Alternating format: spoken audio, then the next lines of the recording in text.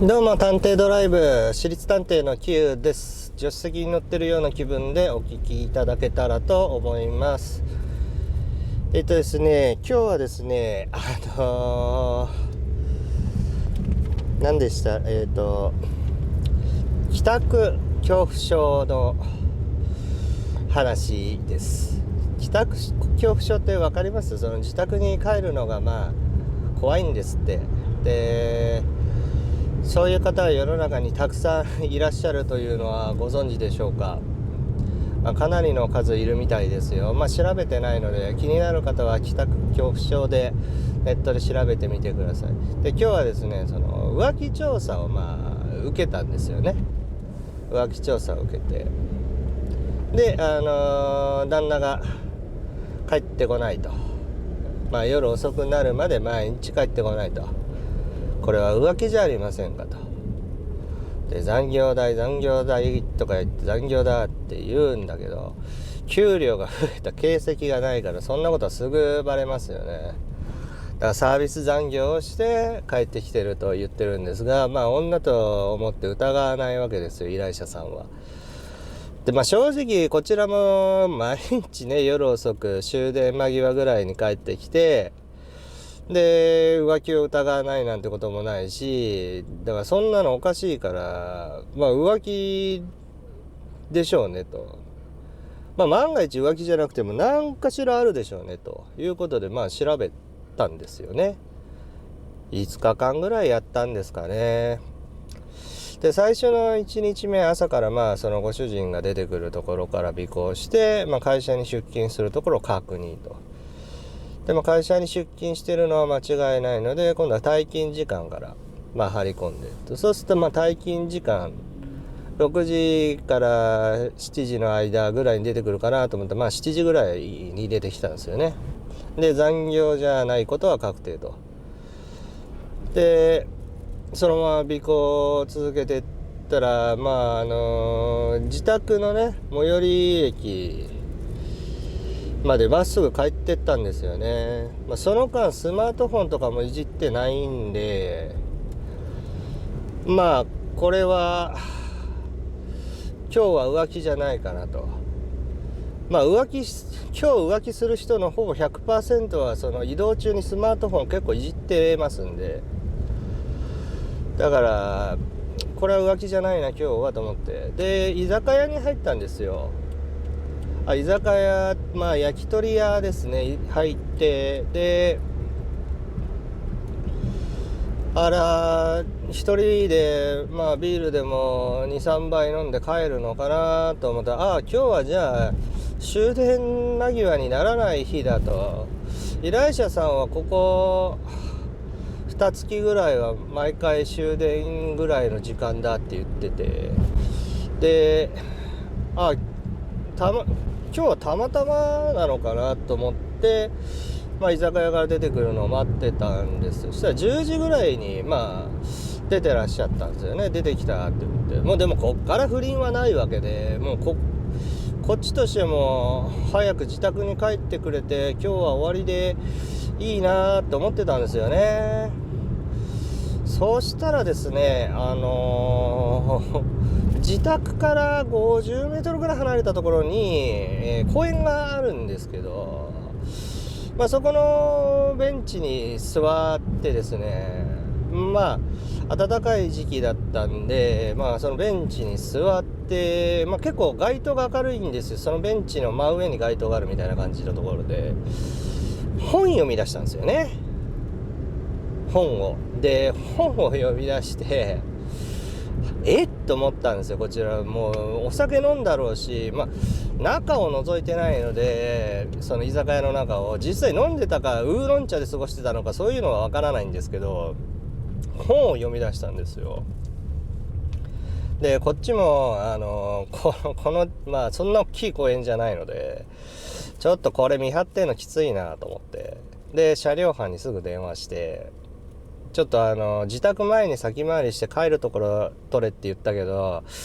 このまっすぐ行ったところに公園があるんだけど、そこのベンチに座っちゃってるんだよね。だから車回して、で車の中から見張るわって言って、で車の中で待って、そしたら2時間2時間ねそこで本読んでたんですよ。で帰宅したんですよ。でなんだこれはと、何なんだこれはと、じゃあだから分かんなかったんですよ。何のことかさっぱり、何のためなんだ、もうこういう趣味を持ってんのかなぐらいしか思わなかったんですよ。で次の日も今度は8時ぐらいに会社出たのかな。8時ぐらいに会社を出て、やっぱり最寄り駅までまっすぐ行くんですよ。で今回は居酒屋には行かずに、またその公園に行ってベンチに座っとるんですよ。本を読んだり読まなかったり、スマートフォンをいじったりいじらなかったりで4時間で12時ぐらいになってまた帰宅したんですよ。で次の日もやってみたら、今度は会社の近くのなんか居酒屋みたいなのところに一人で行ったんですよ。で今度は終電まで一人で飲んで帰ったんですよ。でまた次の日も自宅付近の居酒屋に寄って2時間ぐらいで出て、また公園で12時過ぎるまで帰ったんですよ。でこれどういうことかなと思ってね、あと1日あったんですけど、これ意味ないんじゃないかなと思って、すいません奥さん、今までの調査結果とりあえずお伝えしますと、公園で、12時になるまで待ってるというだけなんですよね。だから正直言うとこれ12時過ぎるまで帰れない理由でもあるんですかねって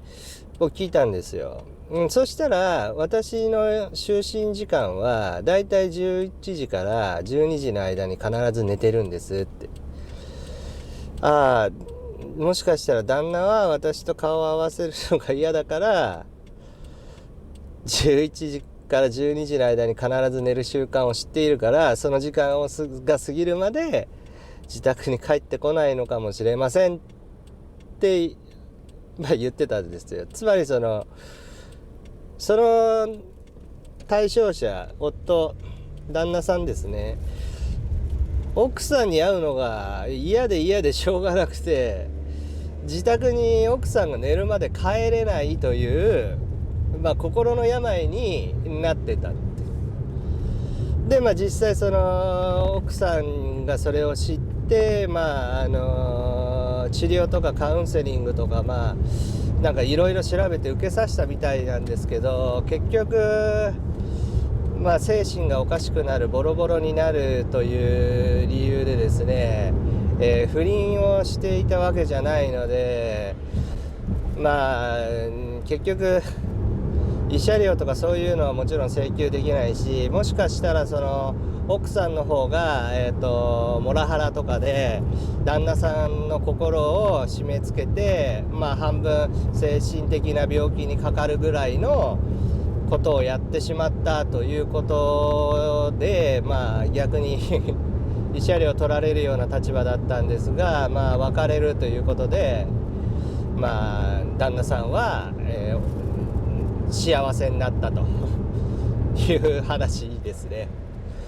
だから女の人って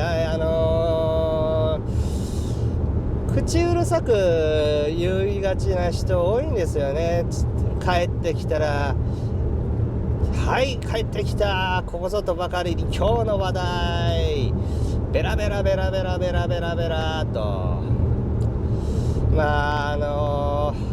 正直その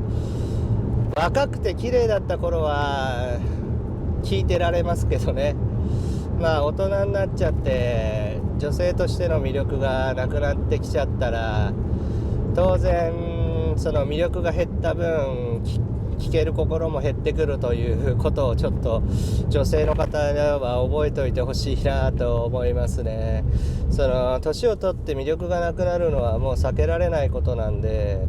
ただその年を取って魅力がなくなってきて、その大人の魅力を付け足してどんどん成長していくっていうんだったら男女ともに素晴らしいとは思うんですけど、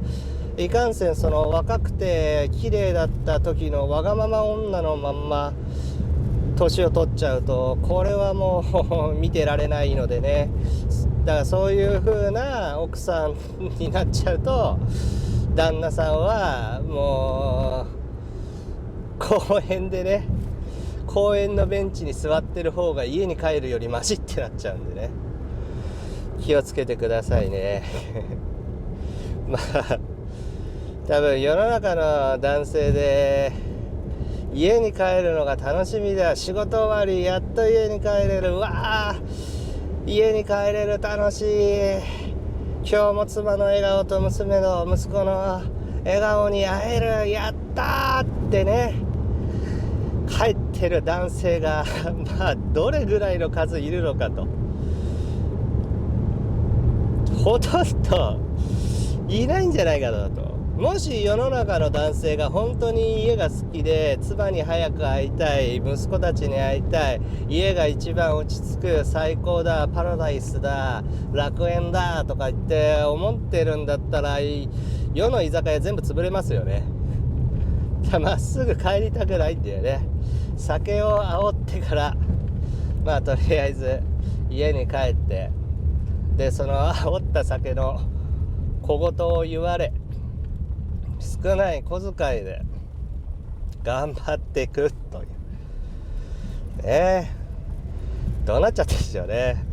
男の人が結婚するっていう理由は何なんでしょうかね。やっぱその男の人が結婚する理由の第一位は多分女性を喜ばせたいからなんじゃないかなって僕は思うんですけどね。そのプロポーズしたく、自分が結婚したくてどうしようもないから結婚したっていう人もね少なからずいますけど、本当の意味で若い時はねそういうこと考えず勢いで本当に結婚するんだって、年取ってくるとだんだんねいろんな知識とかね、男は結婚すると損すると、奪われるものが大きく分けて2つ、時間と金と。で女性は結婚すると家事に追われて子供も産まなきゃいけないし大変だと。だけどなんか女性は子供を産んで家事に追われるんだけど、その生活が安定して男性に守られるっていう生活は憧れるみたいなんで、女性にはかなり結婚っていうのは利点があるみたいなんですが、男性にはないですよね。